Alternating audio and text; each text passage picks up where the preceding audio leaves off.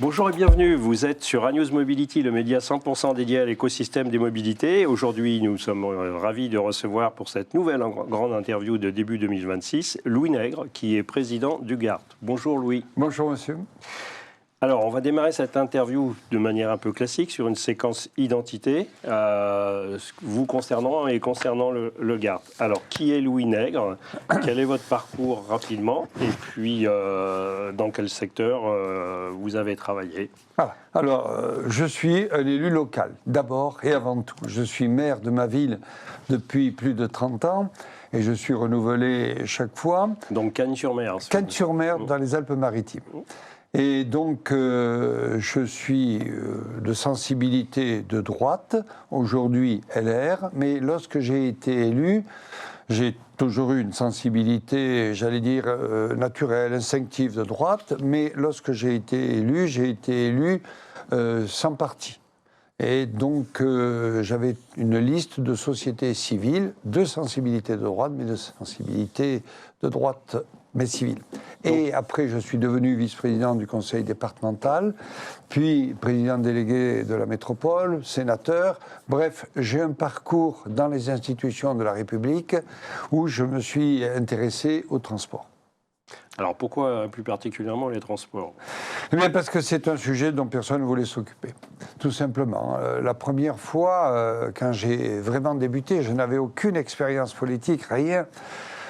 J'ai été élu à la surprise générale, j'allais dire presque à la mienne, et donc je me retrouve avec un aéropage de grands maires de la Côte d'Azur, très puissant, très important, très politique.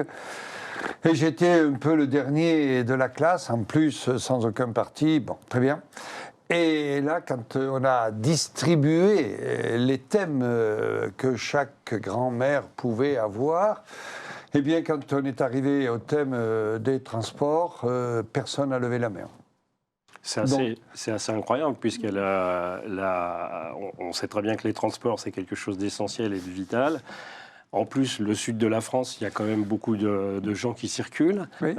Et les transports, ça n'intéressait personne. Ça n'intéressait personne au point que c'est le petit dernier qui n'était pas dans un parti et tout, qui lève le doigt, parce que quand j'ai vu que personne ne levait le doigt, donc j'ai dit, pour moi, c'est important, c'est d'avoir effectivement la capacité de pouvoir faire en sorte que nos concitoyens se déplacent. Alors, pourquoi? Tout simplement parce que c'est une liberté constitutionnelle, le droit d'aller et venir librement.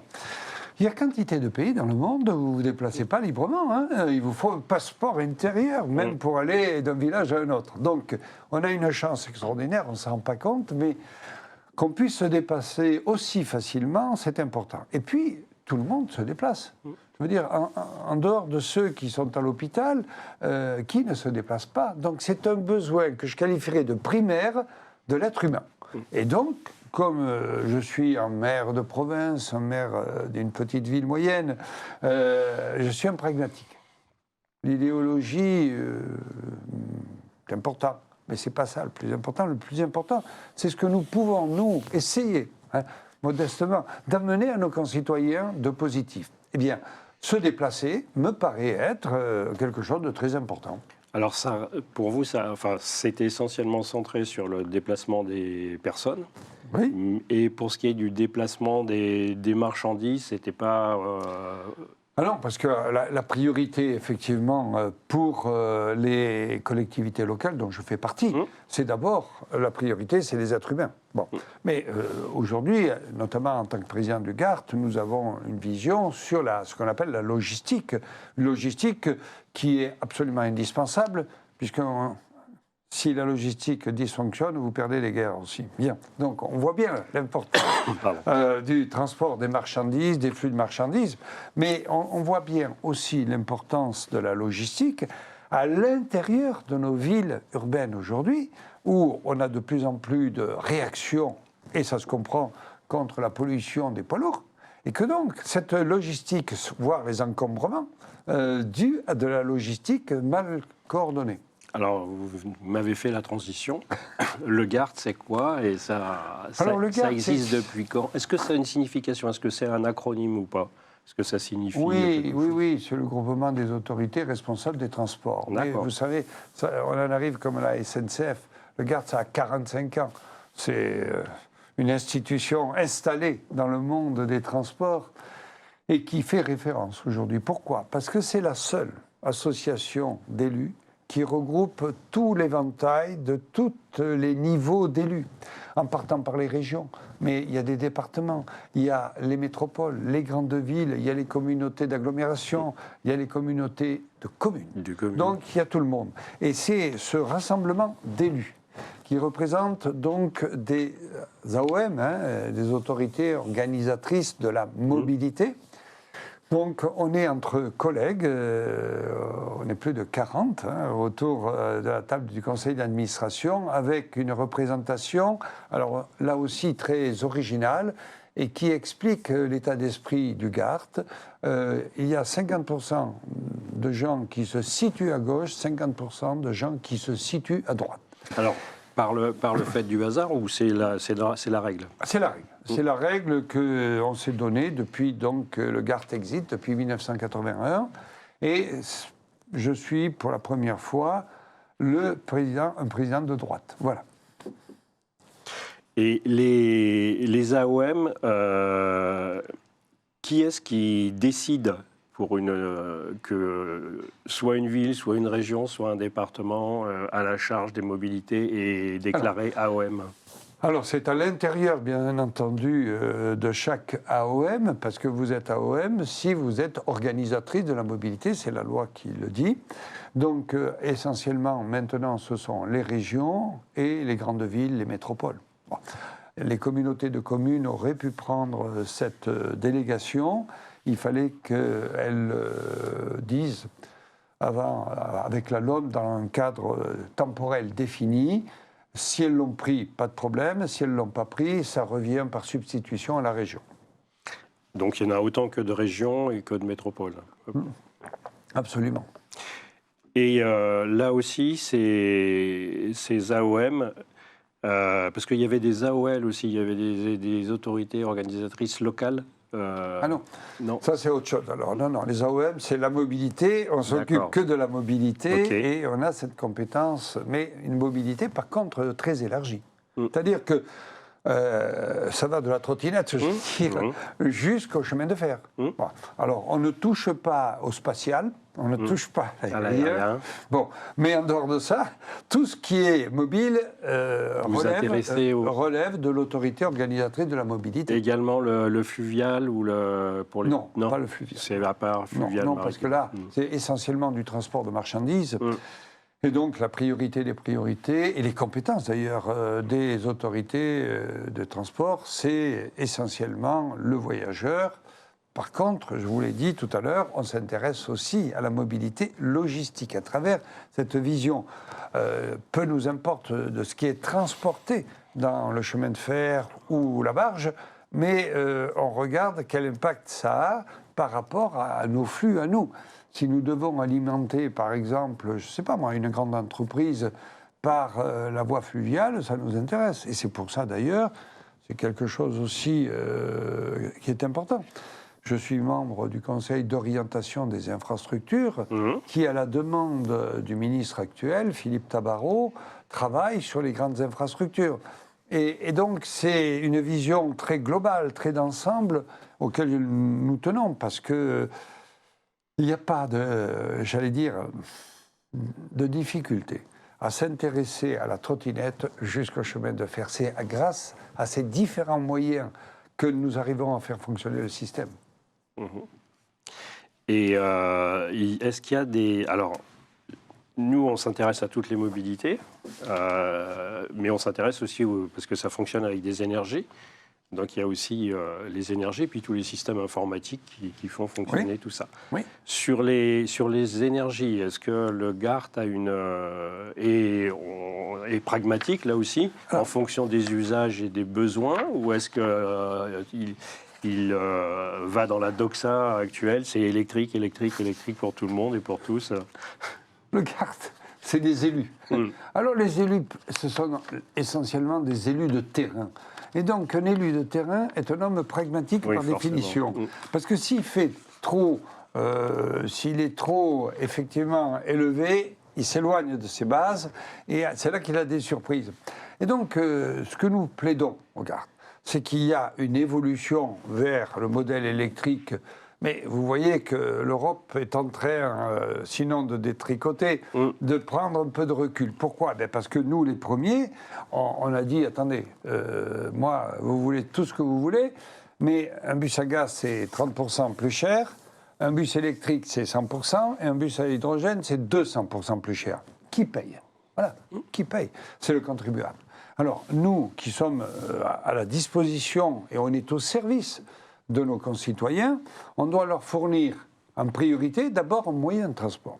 Ensuite, si effectivement on est favorable à lutter contre le changement climatique, mais à chaque jour suffit sa peine, on ne pourra pas aller plus vite que la musique, parce que sinon, on s'aperçoit que l'industrie européenne n'est pas en avance, et que donc, si en plus il faut qu'on achète des bus chinois, on peut se poser la question de savoir si on fait la bonne politique qu'il faudrait.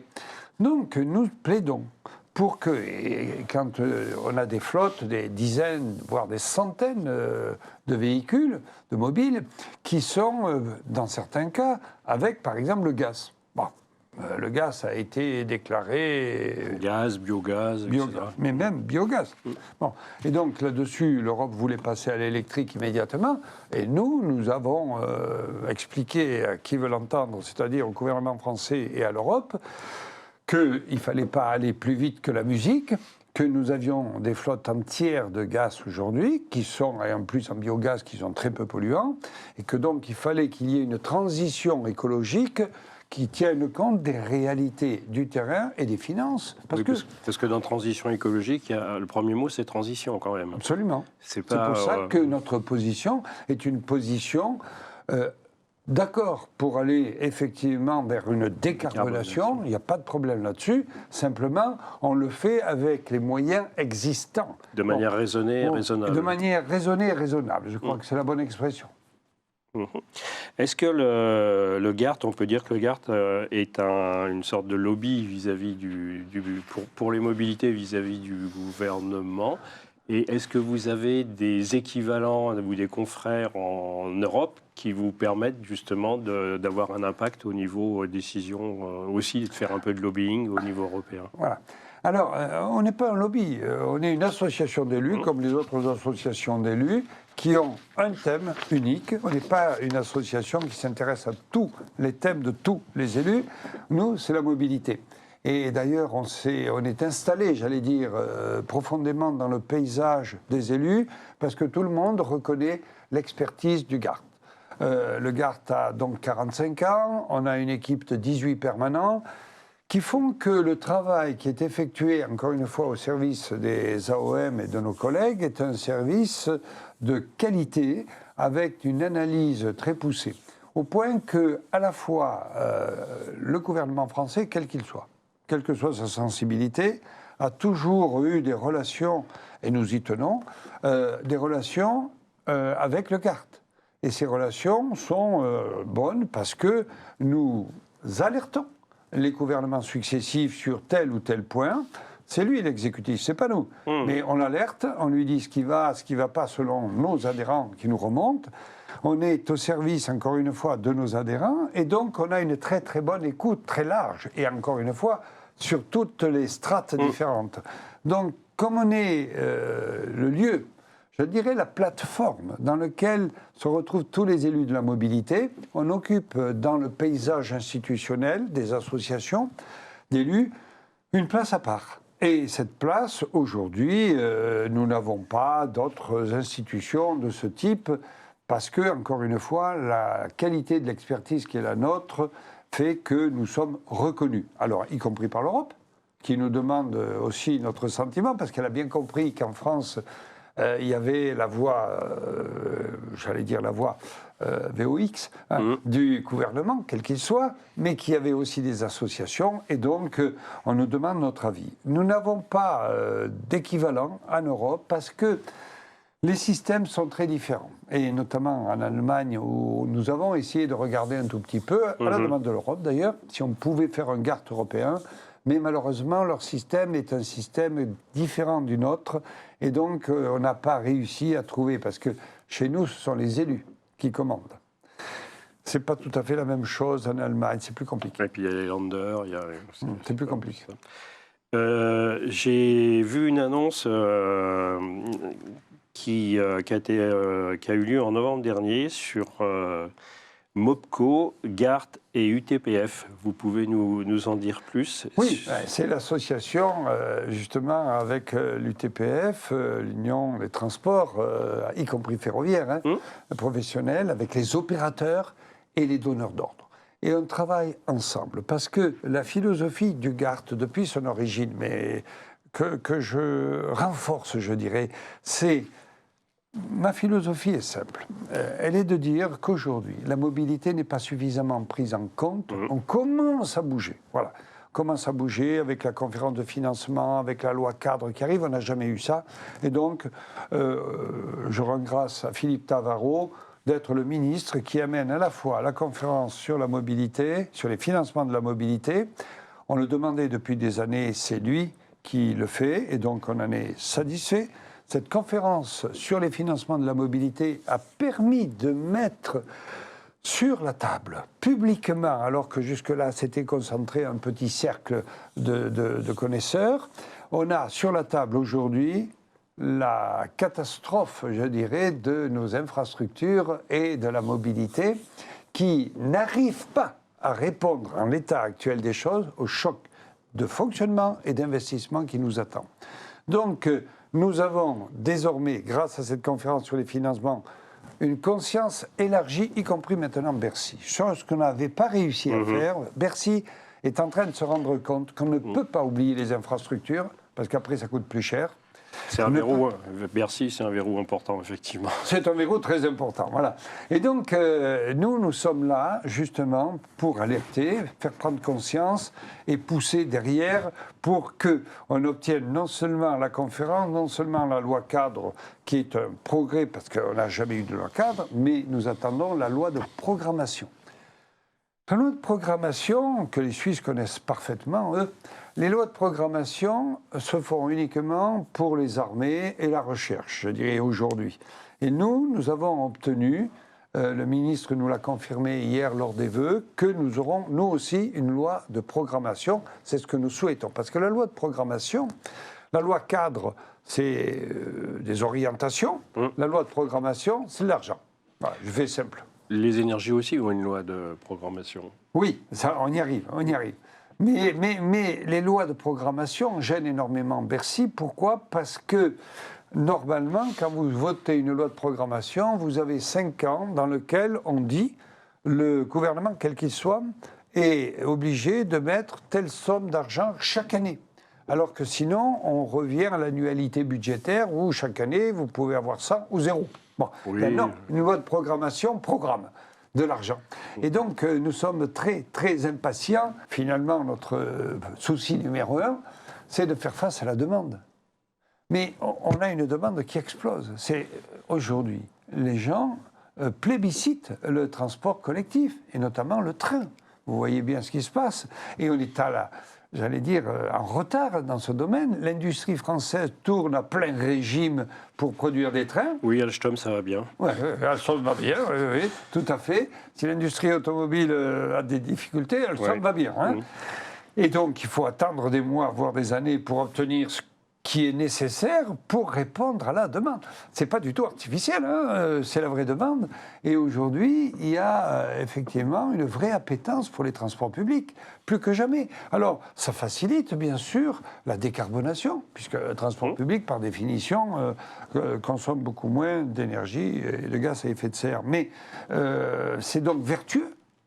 Et bien que ça soit vertueux, ce n'est pas prioritaire jusqu'à maintenant dans l'état de nos gouvernements, quels qu'ils soient. Et c'est ce que nous essayons de faire passer comme message, c'est de dire au gouvernement que tout le monde a besoin de déplacements sûrs, de déplacements fréquents, de déplacements propres, et donc de mettre davantage l'accent de l'État sur justement la mobilité. D'autant plus que je défends une théorie, un concept qui est que la mobilité peut payer la mobilité en France. Nous avons plus de 60 milliards de taxes et d'impôts qui sont prélevés uniquement sur le secteur de la mobilité. C'est énorme. Bon.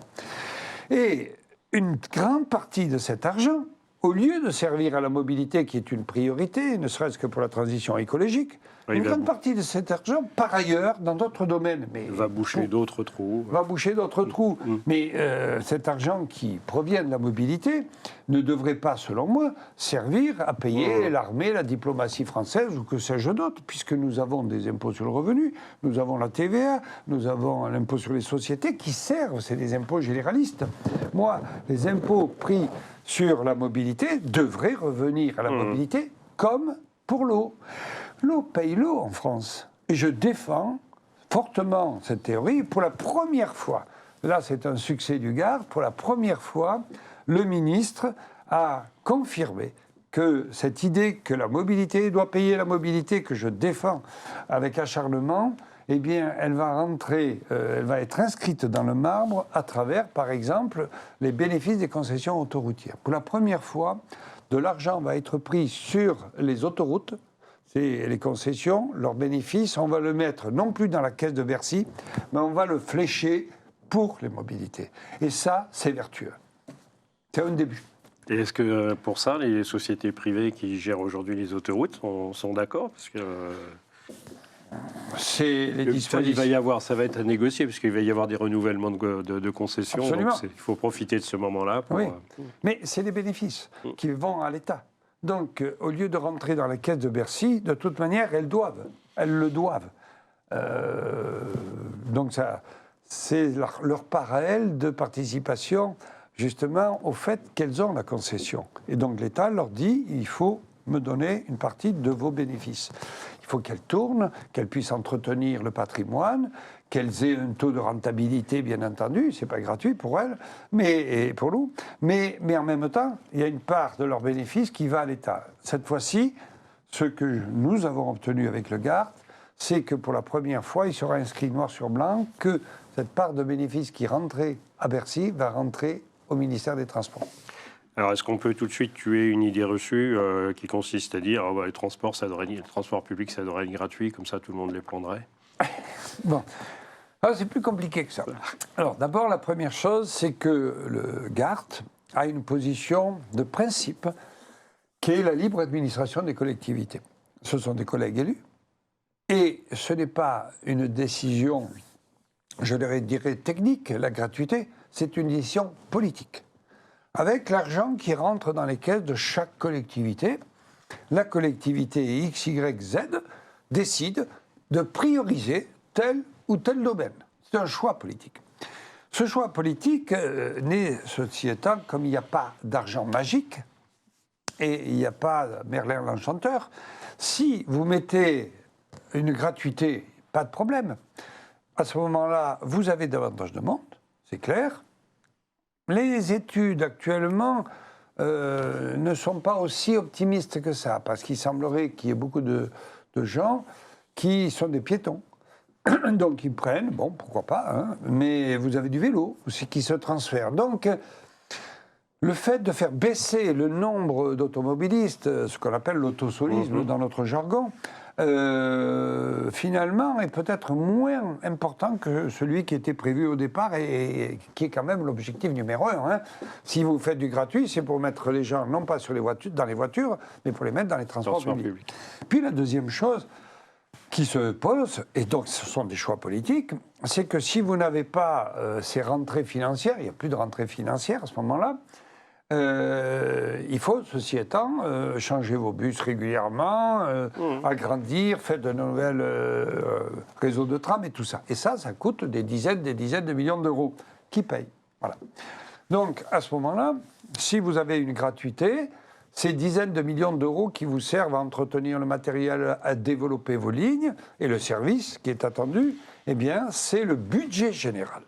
ce budget général peut servir à le faire, et certains le font d'ailleurs. Mais à ce moment-là, ce que vous prenez dans le budget général pour le mettre à la mobilité, vous ne l'avez pas pour faire autre chose, et vous allez peut-être, c'est ce qu'on regarde actuellement chez certains, vous allez manquer d'argent pour investir. Voilà. Donc c'est un choix politique qui relève de chaque AOM, mais on est, nous, très prudents là-dessus, parce que après, on risque de manquer de moyens d'investissement. Alors après, il y a le sujet qui vous intéresse, vous l'avez dit tout à l'heure, et qui m'intéresse, moi, c'est la multimodalité ou l'intermodalité. C'est-à-dire de pouvoir avoir un parcours, comme en Suisse. Je prends c'est un exemple, ça démontre rien, c'est juste une illustration. Quand je suis venu tout à l'heure, j'ai le choix à Vélizy de prendre la RATP ou Keolis. Oui. Il y a des fois où il y a 20 minutes sans un bus, il n'y a pas de coordination en fait. Et il y a d'autres fois où il y en a 2 en 1 minute, des deux prestataires. Et ça, je ne comprends pas. Et l'usager de base que vous êtes je ne comprends pas. Je ne comprends pas. Et vous avez raison. Vous voulez que Bon. Alors, j'ai quand même une chance aujourd'hui sur l'Île-de-France, c'est que j'ai un pass Navigo qui me permet de prendre les 2. Et après, je vais prendre mon métro. Alors, ça, c'est déjà un progrès. C'est un progrès. Mais est-ce que ça suffit? Visiblement pas. Non. Et donc, je dirais, une des pressions amicales et affectueuses que fait le GART, à la fois sur toutes les instances, y compris celle du gouvernement, c'est de faire en sorte qu'on soit plus proche des usagers, plus à l'écoute des usagers. Moi, qui suis, encore une fois, un maire de province pragmatique, je suis maire, très bien, à quoi je sers? Voilà. Je sers à essayer de faire avancer, si vous me permettez ce terme, le schmilblick pour les uns et les autres. Et donc, si vous voulez que les gens prennent du transport en commun, il faut les aider et il faut leur favoriser. Alors j'ai dit, il faut du matériel propre, des fréquences élevées.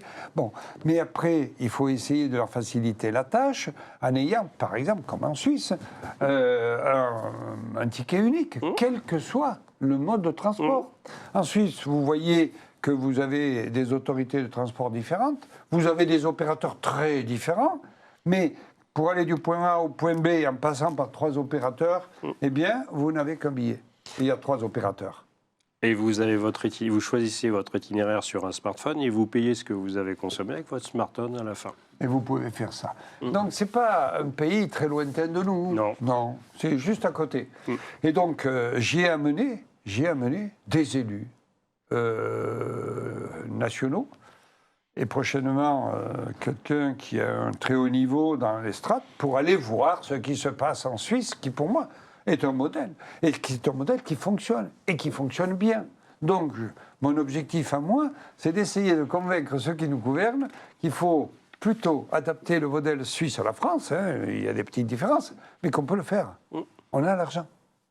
On est le pays qui prélève le plus d'impôts et de taxes. Oui. Donc, avec ça, il ne faut pas m'expliquer qu'il n'y a pas d'argent.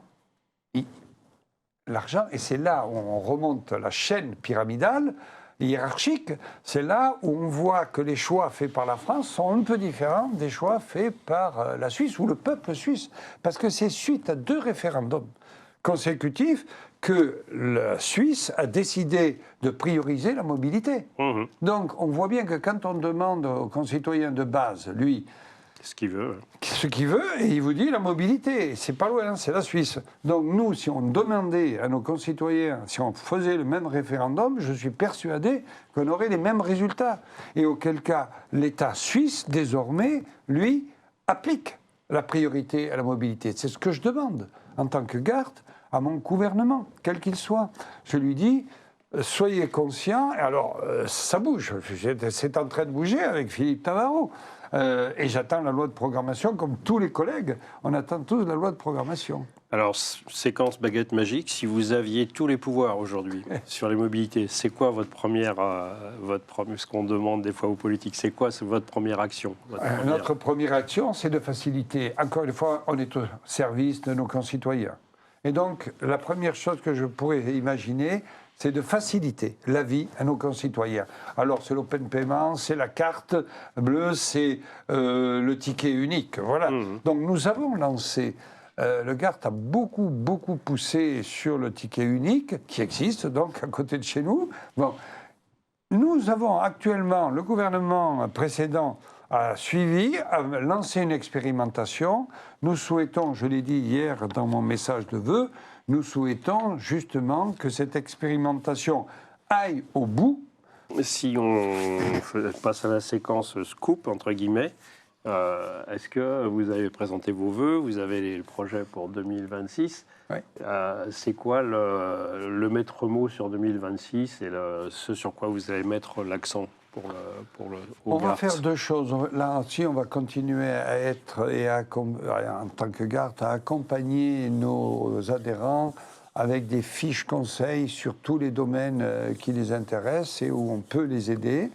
Les fiches conseils qui sont juridiques, qui sont de transition énergétique, qui sont sur le coût global, par exemple, de l'engin, je l'ai dit tout à l'heure, d'un mobile. Les TCO. Voilà. Et puis, on s'attaque à des choses qui sont un peu dans l'ombre, qui sont ce que nous avons appelé les irritants normatifs français. La France se distingue, c'est un pays dans lequel on est capable de produire les textes les plus sophistiqués de la Terre. Bien. Et les plus épais. Les plus épais, les plus compliqués. On parle toujours de simplification, on ne l'a fait jamais. Bien. Donc, un peu ras-le-bol, nous, élus locaux, de souffrir de ce qu'on a appelé des irritants normatifs. Donc, nous présenterons une étude qui est en train de se terminer en avril prochain, et je vous invite bien sûr à venir, sur ces irritants normatifs pour qu'on montre qu'il y a une complexité typiquement française, parce qu'il y a des pays quand même, qui sont plus pragmatiques, dans lequel il y a un texte qui dit blanc, le texte à côté dit noir, et on se trouve dans des situations très difficiles à résoudre, voire impossibles, pour être conforme au droit. Nous souhaitons une simplification forte dans ce domaine et beaucoup moins de contraintes qui s'imposent pour un oui ou pour un non. J'allais dire, si vous me permettez ce terme un peu familier, qu'on nous lâche les baskets, quoi. Voilà. Les collectivités locales savent se gérer. Comme le disait Georges Pompidou, arrêtez d'embêter, pour être poli, les Français. C'est tout à fait ça. Et nous, on constate une floraison de textes. Et donc, ces textes s'accumulent. Ils sont plus ou moins appliqués, parce que quand il y en a trop, vous êtes un peu perdu. Ça entraîne des normes, ça entraîne ensuite un contrôle des normes, et le tout fait que c'est devenu tellement complexe que chacun s'y perd, et nous n'avons pas l'efficacité que les gens attendent. Nous ne sommes pas jugés, nous, élus par le peuple, c'est une grande responsabilité, c'est un grand honneur également. On n'est pas jugé sur notre efficacité. On est jugé par en haut, par ceux qui pondent des normes qu'on doit appliquer et qui nous empêchent justement souvent d'être plus efficaces. Voilà, c'est tout. Alors, séquence perso, comment vous vous déplacez à titre personnel pour le travail, dans le cadre du loisir ou, Alors, vous êtes un amateur du train, je pense. Oui, je prends le train, je prends le métro. Et vous voyez, j'ai une carte là, qui me permet, un forfait qui me permet donc de me déplacer, et que j'ai payé moi-même d'ailleurs, qui me permet de me déplacer. Vous voyez, quand j'arrive à l'avion. Par contre, là, pour venir de la Côte d'Azur, aujourd'hui, le train en met près de 6 heures. Hein. Bon, donc, oui, parce qu'il faut venir récupérer le TGV. Voilà. Ah oui. Puis c'est comme ça, on n'a toujours pas le TGV sur la Côte d'Azur. Donc, je prends l'avion, mais quand j'arrive à Orly, je prends le train. Et la M14 est vraiment la ligne extraordinaire. Elle vous amène en plein centre de Paris. Il y a des pays civilisés qui ont déjà fait ça depuis longtemps. Quand vous êtes à Stockholm, vous atterrissez très loin du centre. Eh bien, vous prenez un train, qui est un train Alstom d'ailleurs, qui roule à 200 à l'heure et qui vous amène en 20 minutes dans Alstom. Voilà. Donc nous, on découvre, là aussi, on sait depuis très très longtemps qu'on a Roissy et Orly. Et pour l'instant, on vient de faire Orly, Paris-Centre. J'attends impatiemment qu'on me sorte. Après, il y a le RERB, mais il n'est pas très folichon, le RERB qui vient d'en Roissy. Voilà. Donc, voilà. Donc, et dans ma ville, j'ai un véhicule électrique. J'ai été un des premiers maires à avoir un véhicule électrique parce que je me suis intéressé à la question et que le véhicule électrique est un véhicule adapté pour le milieu urbain. Pourquoi ? Parce que la pollution, d'une part, et deuxièmement, la plus forte nuisance pour le monde urbain, pour les habitants qui habitent dans les villes, ce n'est pas la pollution, c'est le bruit. Bon. Et donc, quand vous avez un véhicule qui est un véhicule électrique, vous agissez sur deux systèmes qui sont à la fois moins de pollution, même si du puits à la roue, c'est un peu plus compliqué, et deuxièmement, vous ne faites pas de bruit. Et donc ça apaise votre ville, et en milieu urbain, le véhicule électrique est particulièrement bien adapté. Donc j'ai un véhicule électrique, qui est une Zoé, d'accord, et j'ai un vélo.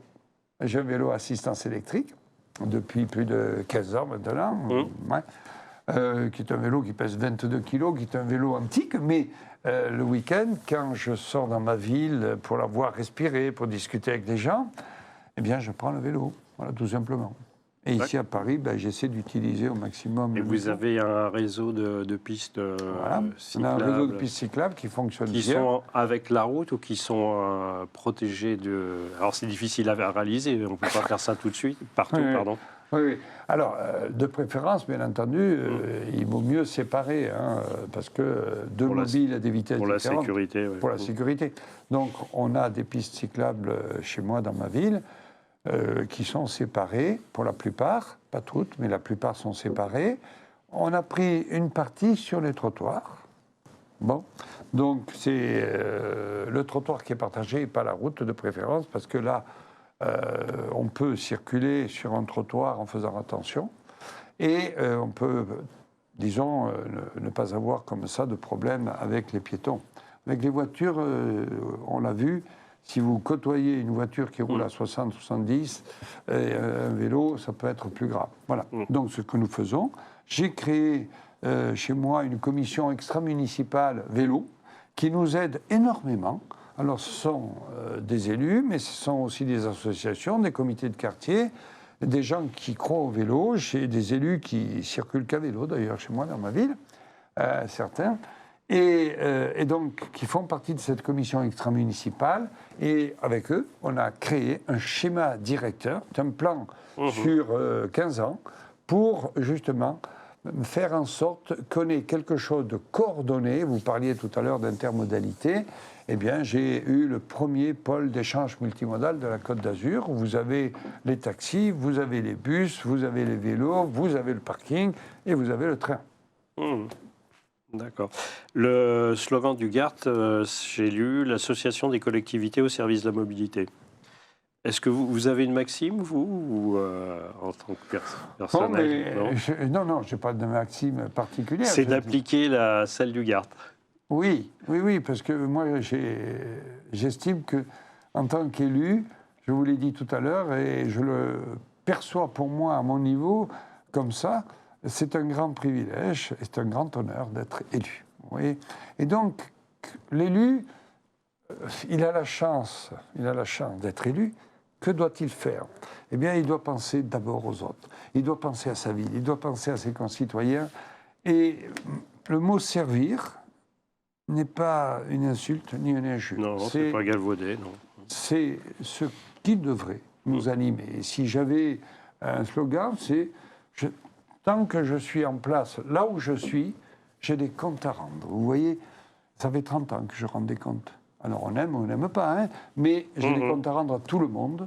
Et pour moi, servir, ça fait partie de ma définition d'élu.